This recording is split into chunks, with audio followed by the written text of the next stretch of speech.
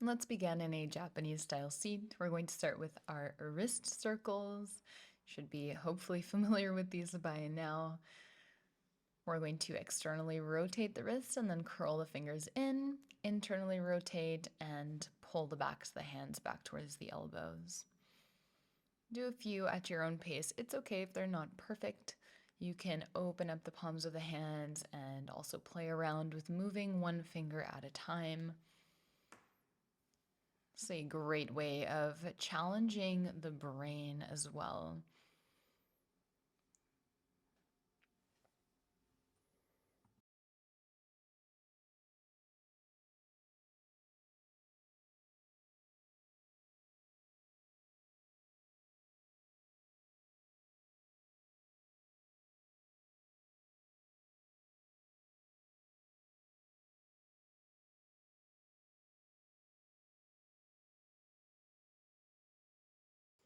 Let's shake it out and moving on to nerve gliding. We're going to start by internally rotating the right arm, keeping it straight, and then pulsing the right arm back and away. Left hand can assist in pressing the right shoulder down slightly. Let's do anywhere between 5 and 15 reps, not more. And you never want to feel any strong sensation. So it's supposed to be subtle. It's the nerves, so doing too much could potentially irritate them. So always make sure that you're not doing too much. We're going to do the same thing on the left side and then shake it out. Now coming onto all fours for tabletop. Warming up the wrists with some wrist circles here. Circling over the wrists, maybe turning the fingers out to feel a little bit more. Making sure that you switch directions. You can also rock back and forth. And then pivoting the fingers towards the knees, rocking back and forth.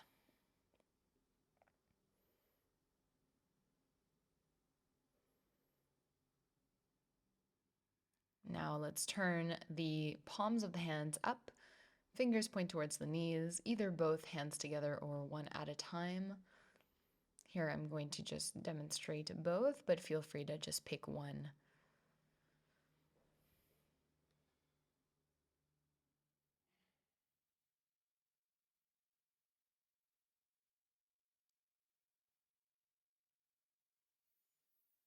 Now let's turn the fingers towards each other, palms face up, and we're going to curl the hands into fists. And then on the last one, let's squeeze, so keeping the hands into fists, and then bend the elbows out to the sides, strengthening the wrists.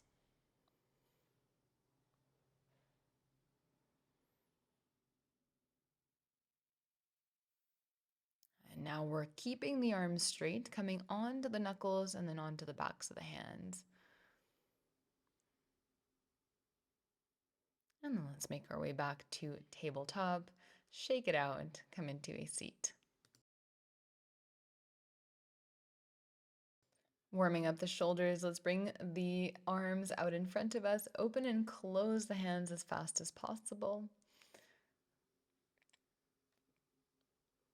And then reaching the arms up, keep moving as fast as you can. Should feel the forearms start to burn. Let's bring the arms out to the sides and out in front of you. Once again, up, out to the sides, in front, up overhead, out to the sides, and shake it out.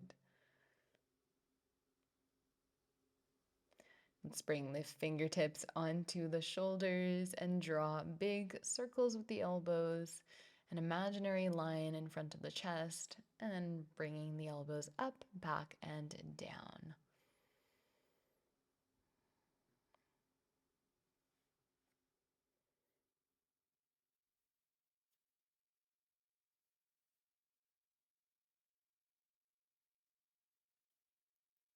You can go ahead and switch directions.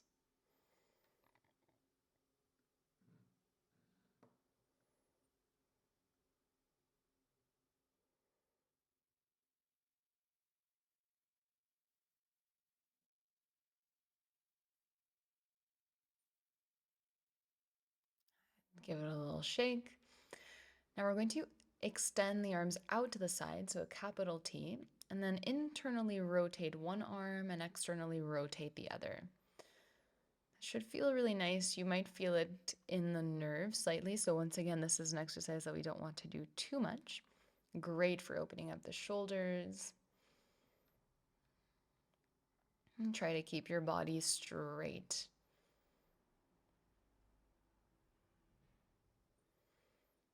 Now, right arm can cross over the body. Left hand can support the right arm at the elbow, just to stretch the right shoulder. You can look over the right shoulder.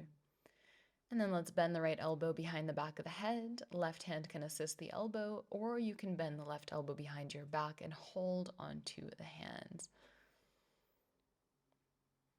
And try to squeeze your lower ribs in here. Keep growing tall. And let's switch over to the other side. Left arm reaches across the body. Look over the left shoulder.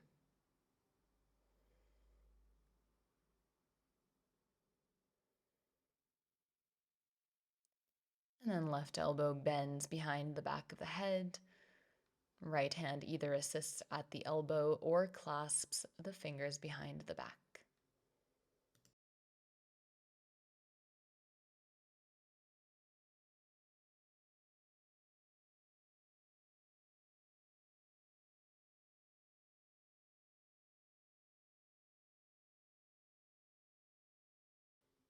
Now let's go ahead and interlace Alton fingers in front of you. Press the palms of the hands away, round the upper back, and push the arms away, hollow the lower belly. Keeping the bind of the hands, inhale, straighten the spine, reach the arms up, and then let's side bend over to the right. You can go a little bit deeper by bending the right elbow. And let's come back through center and side bend over the left. Now we're feeling a little bit warmed up. Let's make our way into a downward facing dog.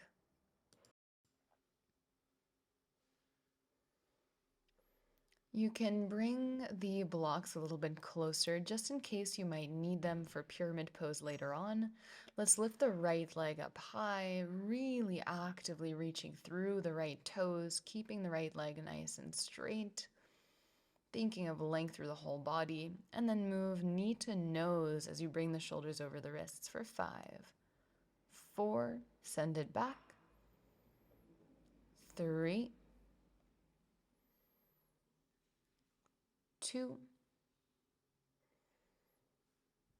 and 1. Let's step the right foot between the hands. Hands can come on the blocks if that feels nice. For Anjaneyasana, left knee drops down to the floor. And then let's move into pyramid pose. So hands either on the blocks or on the floor, whatever you prefer. Here we're lifting the left knee, straightening the right leg. And we'll move between those two. So Anjaneyasana, low lunge to pyramid.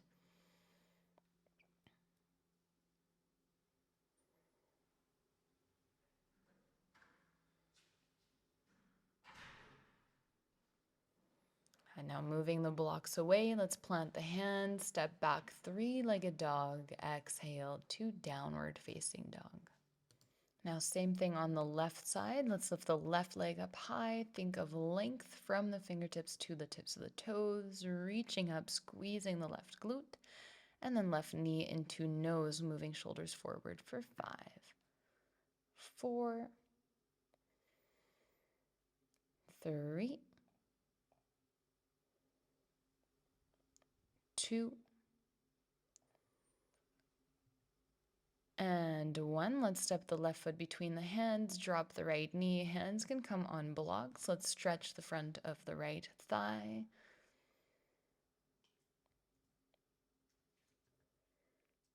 And then picking up the right knee, straightening out the left leg for pyramid pose, extending the spine, reaching through the crown of the head.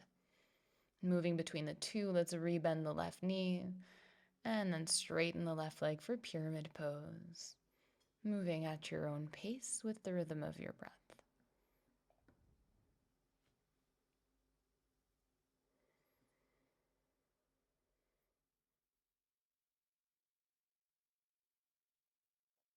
And then let's plant the hands, frame the left foot, come back to three-legged dog. Exhaling, downward facing dog. Next, let's meet on our backs in a low boat, reaching the right leg up and the left leg out in front of you. And then let's crunch, reaching the fingertips up towards the right toes, trying to keep the left leg to a hover. And it's about 10 reps or so, but if you do less or more, it's fine. And then let's switch sides. So now left leg is reaching up, right leg is hovering off the floor.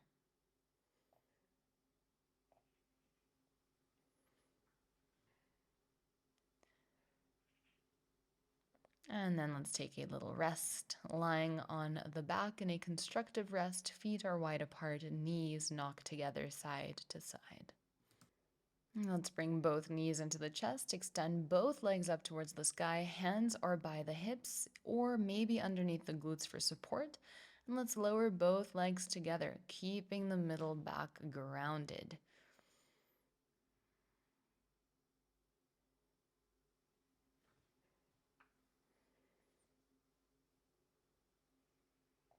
If you want to make it harder, you can reach the arms above the head and trying to keep the middle back flat, lifting and lowering. And maybe that means lowering the legs a little bit less if you feel like the middle back is lifting away from the mat. And then let's reach the arms up. Imagine you're doing a crow pose upside down. Knees are touching the upper arms. Let's hold in a tuck. Hold, hold, hold. And release, constructive rest, knocking the knees side to side.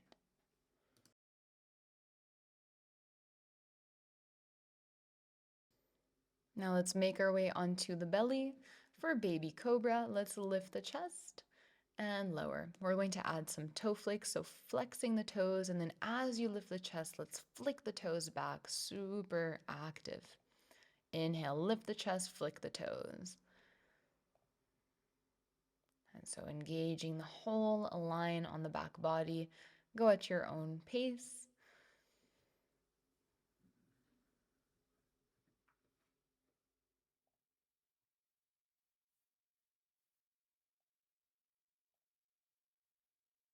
And let's hold this last one, maybe reaching the arms alongside the ears to make it a little bit more challenging.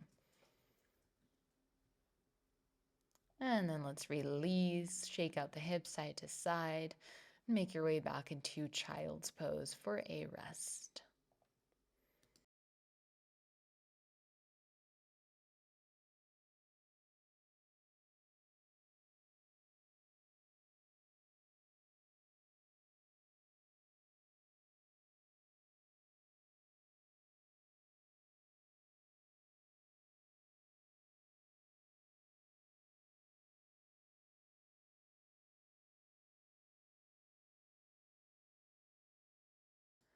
Next, we're going to make our way into mountain pose, standing at the top of the mat for a few rounds of sun salutation. So let's reach the arms above the head. Think of a handstand, that long, straight line going through the whole body. Exhaling, hinging at the hips, fold forward. Breathe in, halfway lift, find length. Plant the hands, step or jump back to a chaturanga, lowering halfway with or without the help of the knees. Into upward facing dog or cobra, back to downward facing dog. Breathing in, come high on the toes, bend the knees, look forward, step or float. Remember, these transitions in the sun salutation are a great opportunity to add more handstands. So if you're feeling up for it, you can do that. And coming back to high mountain, exhale, fold forward, Uttanasana. Inhale, halfway lift. Exhale, plant the hands, step or float back through your chaturanga into baby cobra or upward facing dog, back to downward facing dog. Take one breath here, and then let's move through 2 more rounds of sun salutation at your own pace.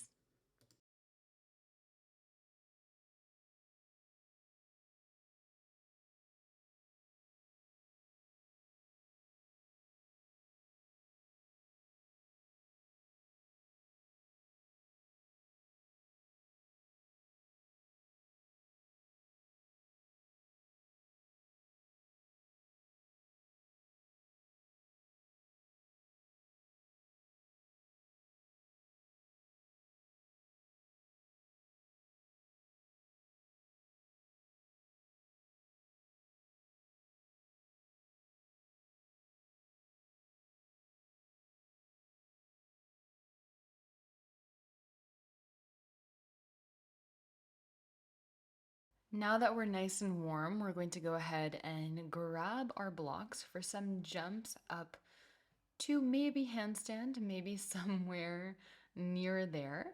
So bringing the hands on the blocks, I highly recommend you bring the blocks against the wall just so that they don't slide forward. You can do it freestanding as well, but it's just that extra layer of safety doing it back to the wall. And you want to try to jump. So bending the knees, jumping up, trying your best to bring the hips over the shoulders. They probably won't get there in the beginning. It takes a little bit of time, a lot of repetitions to get used to it. We're going to take breaks whenever you need it. There's no right or wrong amount of reps. I think here I did 5 and then took a break. It's quite intense. You need to jump quite high. So please feel free to take breaks whenever you need. We're aiming to jump up with bent legs, so in a tuck position, keeping the knees into the chest.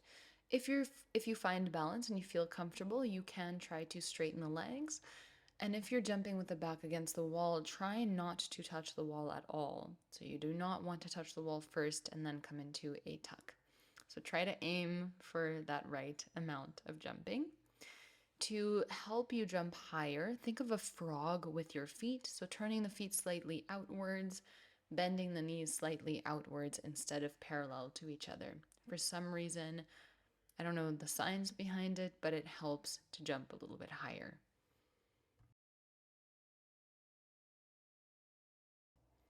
Let's go for one last round of jumps, about 5 jumps or 10. Remember, we do have another exercise of handstand jumps after this, so don't use up all your energy. And it's always better to take a little bit more rest, in my opinion, than not enough, so that you can actually give it your all when you do try.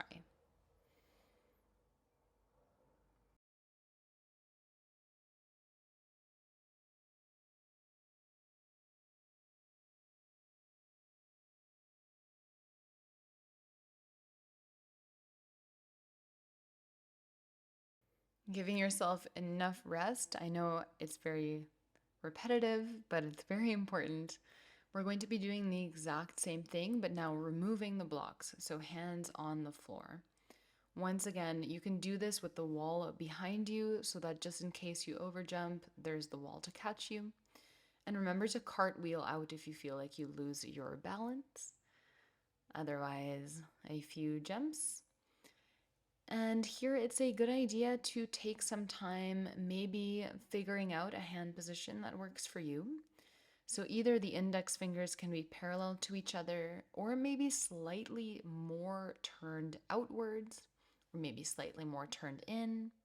Fingers can be very spread apart, or hands can be pretty tight together, so fingers pretty close to each other.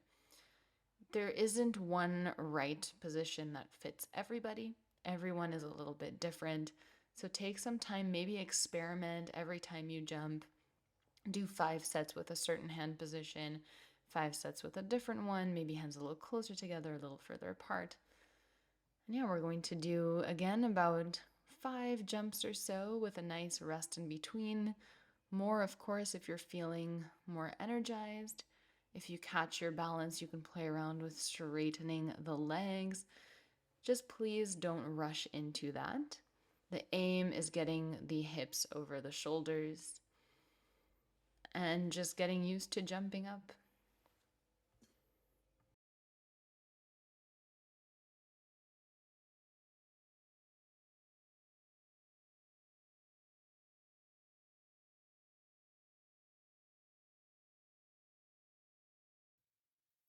Our last and final round of jumps here. And of course, this is your practice, so you can take longer, you can have already finished, it's fine.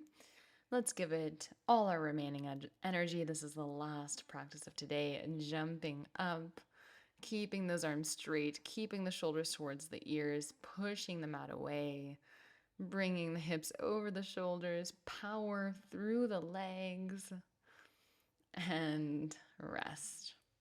Make sure to have a nice cool down after this class. It was pretty intense. You did so well, and I will see you in the next one.